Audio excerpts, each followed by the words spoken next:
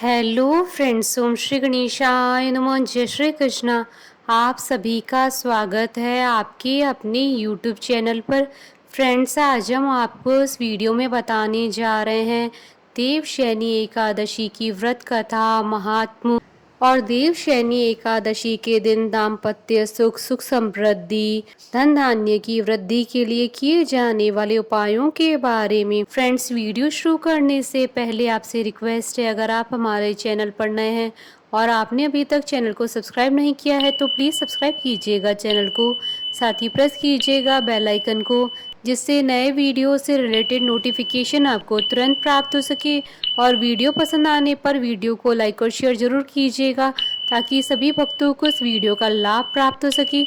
और comment box में जय श्री कृष्णा जरूर लिखिएगा। सनातन धर्म में एकादशी के व्रत का बड़ा महत्व होता है। यह दिन विशेष रूप से भगवान श्री हरि विष्णु जी को समर्पित होता है। हिंदू पंचांग के अनुसार प्रत्येक महीने में 2 एकादशी तिथि आती है। इनमें से एक शुक्ल पक्ष में पड़ती है जबकि एक कृष्ण पक्ष में। आषाढ़ मास की शुक्ल पक्ष की एकादशी को देवशयनी एकादशी कहा जाता है। इसी एकादशी से चतुर्मास का आरंभ माना जाता है। इस अवधि में कोई भी शुभ कार्य जैसे विवाह आदि नहीं किए जाते हैं। मान्यता है कि इस दिन से भगवान श्री हरि विष्णु क्षीर सागर में शयन करते हैं, फिर 4 माह के बाद उन्हें उठाया जाता है। उस दिन को देव उठनी एकादशी कहा जाता है। इस बीच के अंतराल को ही चतुर्मास कहा गया है। देवशयनी एकादशी को हरिशयनी एकादशी, पद्मनाभा एकादशी, शयनी तथा प्रबोधनी एकादशी के नाम से भी जाना जाता है। ब्रह्म वैवर्त पुराण में देवशयनी एकादशी के विशेष महात्म्य का वर्णन किया गया है। इस व्रत से प्राणी की समस्त मनोकामनाएं पूर्ण होती है। देवशयनी एकादशी से गृहस्थ लोगों के लिए चतुर्मास के नियम लग जाते हैं।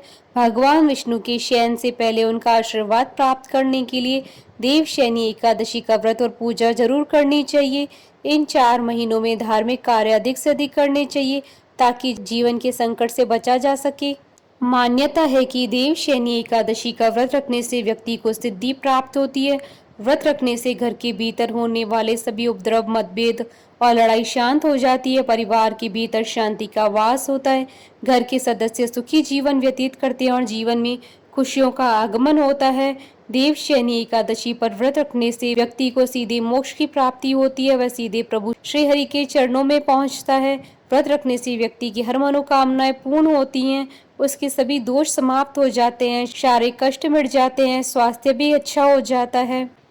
इस बार आषाढ़ शुक्ल एकादशी 20 जुलाई 2021 को है। इस दिन से भगवान विष्णु 4 महीने के लिए योग निद्रा पर चले जाएंगे। मान्यता है कि इन 4 महीनों के दौरान जगत की देखरेख भगवान शिव जी करते हैं। इस साल देवशयनी एकादशी के दिन 2 शुभ योग बन रहे हैं। इन शुभ योगों से बनने से एकादशी तिथि का महत्व और भी बढ़ जाता है। फ्रेंड्स, अब आइए जानते हैं देवशयनी एकादशी पर किए जाने वाले उपायों के बारे में। दाम्पत्य जीवन में मिठास के लिए देवशयनी एकादशी के दिन पीले कपड़े पहनकर पूरा श्रृंगार करें। शालिग्राम जी के साथ तुलसी का गठबंधन करें। इसके बाद हाथ में जल लेकर तुलसी की 9 बार परिक्रमा करें। बंधी हुई गांठ के साथ उस वस्त्र को हमेशा अपने पास रखें। इससे आपकी शादीशुदा जिंदगी में मिठास घुलने लगेगी। घर में धन धान्य तथा लक्ष्मी की प्राप्ति के लिए भगवान विष्णु जी के साथ माता लक्ष्मी का केसर मिले जल से अभिषेक करें। विष्णु जी को प्रसन्न करने और आर्थिक समस्याओं से बचने के लिए आज सरसों के तेल और ज्वार का दान करना अच्छा होता है। आज के दिन ओम वासुदेवाय नमः मंत्र का 108 बार जाप करने से आपके अटके हुए काम बन जाएंगे। फ्रेंड्स, अब आइए प्रारंभ करें देवशयनी एकादशी की पौराणिक व्रत कथा। धर्म ग्रंथों में देवशयनी एकादशी की 2 कथाओं का वर्णन मिलता है। पहली कथा, अर्जुन ने कहा, हे श्री कृष्ण, आषाढ़ मास की शुक्ल पक्ष की एकादशी का क्या नाम है? उस दिन किस देवता का पूजन होता है? उसका क्या विधान है? कृपा कर यह सब विस्तार पूर्वक बताइए। भगवान श्री कृष्ण ने कहा, हे धनुर्धर, एक बार नारद जी ने ब्रह्मा जी से यही प्रश्न पूछा था। तब ब्रह्मा जी ने कहा कि नारद, तुमने कलयुग में प्राणी मात्र के उद्धार के लिए सबसे श्रेष्ठ प्रश्न पूछा है, क्योंकि एकादशी का व्रत सब व्रतों में उत्तम होता है। इसके व्रत से सभी पाप नष्ट हो जाते हैं। इस एकादशी का नाम देवशयनी एकादशी है। यह व्रत करने से भगवान विष्णु प्रसन्न होते हैं। इस संबंध में मैं तुम्हें एक पौराणिक कथा सुनाता हूँ, ध्यान पूर्वक श्रवण करो। मानदाता नाम का एक सूर्यवंशी राजा था। वह सत्यवादी, महान तपस्वी और चक्रवर्ती था। वह अपनी प्रजा का पालन संतान की तरह करता था। उसकी सारी प्रजा धन धान्य से परिपूर्ण थी और सुखपूर्वक जीवन यापन कर रही थी। उसके राज्य में कभी अकाल नहीं पड़ता था, कभी किसी प्रकार की प्राकृतिक आपदा नहीं आती थी। परंतु न जाने उससे देव क्यों रुष्ट हो गए, न मालूम राजा से क्या भूल हो गई कि एक बार उसके राज्य में जबरदस्त अकाल पड़ गया। प्रजा अन्न की कमी के कारण अत्यंत दुखी रहने लगी। राज्य में यज्ञ होने बंद हो गए। अकाल से पीड़ित प्रजा एक दिन दुखी होकर राजा के पास जाकर प्रार्थना करने लगी, हे राजन, समस्त संसार की सृष्टि का मुख्य आधार वर्षा है। इसी वर्षा के अभाव से राज्य में अकाल पड़ गया है और अकाल से प्रजा मर रही है। हे भूपति, आप कोई ऐसा जतन कीजिए जिससे हम लोगों का कष्ट दूर हो सके। यदि जल्दी ही अकाल से मुक्ति न मिली तो विवश होकर प्रजा को किसी दूसरे राज्य में शरण लेनी पड़ेगी। प्रजाजनों की बात सुन राजा ने कहा, आप लोग सत्य कह रहे हैं। वर्षा न होने से आप लोग बहुत दुखी हैं। राजा के पापों के कारण ही प्रजा को कष्ट भोगना पड़ता है। मैं बहुत सोच विचार कर रहा हूँ, फिर भी मुझे अपना कोई दोष नहीं दिखलाई दे रहा है। आप लोगों के कष्ट को दूर करने के लिए मैं बहुत उपाय कर रहा हूँ, परंतु आप चिंतित न हो, मैं इसका कोई न कोई उपाय अवश्य ही करूंगा। राजा के वचनों को सुन प्रजाजन चले गए। राजा मानधाता भगवान की पूजा कर कुछ विशिष्ट व्यक्तियों को साथ लेकर वन को चल दिए। वहां वह ऋषि मुनियों के आश्रम में घूमते घूमते अंत में ब्रह्मा जी के मानस पुत्र अंगीरा ऋषि के आश्रम पर पहुंच गए। रथ से उतरकर राजा आश्रम में चले गए। वहां ऋषि अभी नित्य कर्म से निवृत्त ही हुए थे कि राजा ने उनके सम्मुख पहुंचकर उन्हें प्रणाम किया। ऋषि ने राजा को आशीर्वाद दिया, फिर पूछा, हे राजन, आप इस स्थान पर किस प्रयोजन से पधारे हैं, सो कहिए। राजा ने कहा, हे महर्षि, मेरे राज्य में 3 वर्षों से वर्षा नहीं हो रही है, इससे अकाल पड़ गया और प्रजा कष्ट भोग रही है। राजा के पापों के प्रभाव से प्रजा को कष्ट मिलता है, ऐसा शास्त्रों में लिखा है। मैं धर्मानुसार राज्य करता हूँ, फिर भी यह अकाल कैसे पड़ गया, इसका मुझे अभी तक पता नहीं लग सका। अब मैं आपके पास इसी संदेह की निवृत्ति के लिए आया हूँ। आप कृपा कर मेरी इस समस्या का निवारण कर मेरी प्रजा के कष्ट को दूर करने के लिए कोई उपाय बतलाइए। सब वृतांत सुनने के बाद ऋषि ने कहा, हे नृपति, इस सतयुग में धर्म के चारों चरण सम्मिलित हैं।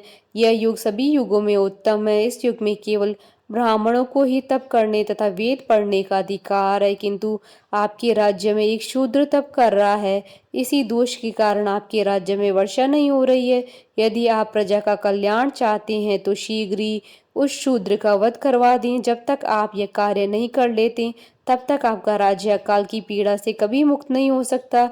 ऋषि के वचन सुन राजा ने कहा, हे मुनिश्रेष्ठ, मैं उस निरपराध तप करने वाले शूद्र को नहीं मार सकता। किसी निर्दोष मनुष्य की हत्या करना मेरे नियमों के विरुद्ध है और मेरी आत्मा किसी भी स्थिति में यह स्वीकार नहीं करेगी। आप इस दोष मुक्ति का कोई दूसरा उपाय बतलाइए। राजा को विचलित जान ऋषि ने कहा, हे राजन, यदि आप ऐसा ही चाहते हो तो आषाढ़ मास की शुक्ल पक्ष की देवशैनी नाम की एकादशी का विधान पूर्वक व्रत करो। इस व्रत के प्रभाव से तुम्हारे राज्य में वर्षा होगी, प्रजा भी पूर्व की भांति सुखी हो जाएगी, क्योंकि इस एकादशी का व्रत सिद्धियों को देने वाला है और कष्टों से मुक्त करने वाला है। ऋषि के इन वचनों को सुनकर राजा अपने नगर में वापस आ गया और विधान पूर्वक देवशैनी एकादशी का व्रत किया। इस व्रत के प्रभाव से राज्य में अच्छी वर्षा हुई और प्रजा को अकाल से मुक्ति मिली। इस एकादशी को पद्मा एकादशी भी कहा जाता है। इस व्रत को करने से भगवान विष्णु प्रसन्न होते हैं। अंत में मोक्ष की इच्छा रखने वाले मनुष्य को इस एकादशी का व्रत करना चाहिए। चतुर्मास व्रत भी इसी एकादशी के व्रत से आरंभ किया जाता है। कथा सार, अपने कष्टों से मुक्ति पाने के लिए किसी दूसरे का बुरा नहीं करना चाहिए।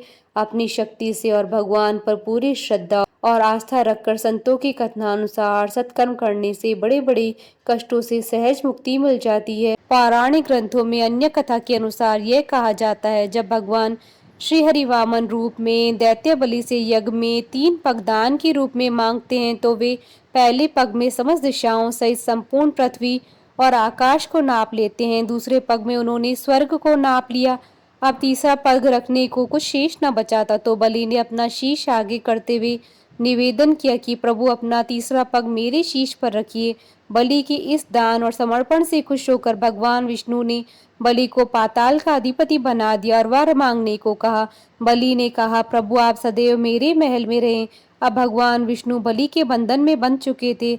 ऐसे में माता लक्ष्मी, जो भगवान विष्णु की भार्या हैं, वह बहुत दुखी हुई। उन्होंने बलि को अपना भाई बनाया। बलि से भगवान को वचन मुक्त करने का अनुरोध किया। तभी इस दिन से भगवान विष्णु वर का पालन करते हुए 4 मास तक देवशयनी एकादशी से लेकर देवउठनी एकादशी तक पाताल लोक में निवास करते हैं। इसके बाद महाशिवरात्रि तक भगवान शिव और शिवरात्रि से देवशयनी एकादशी तक ब्रह्मा जी बलि के यहाँ निवास करते हैं। इस एकादशी तिथि को शंखासुर दैत्य मारा गया था, जिसके बाद भगवान विष्णु इस दिन से आरंभ करके 4 मास तक क्षीर सागर में शयन करते हैं और कार्तिक शुक्ल एकादशी को जागते हैं। बोली भगवान विष्णु की जय, सनातन धर्म की जय। हमारे साथ इस वीडियो में अंत तक बने रहने के लिए आपका धन्यवाद। ओम श्री गणेशाय नमः। जय श्री कृष्णा।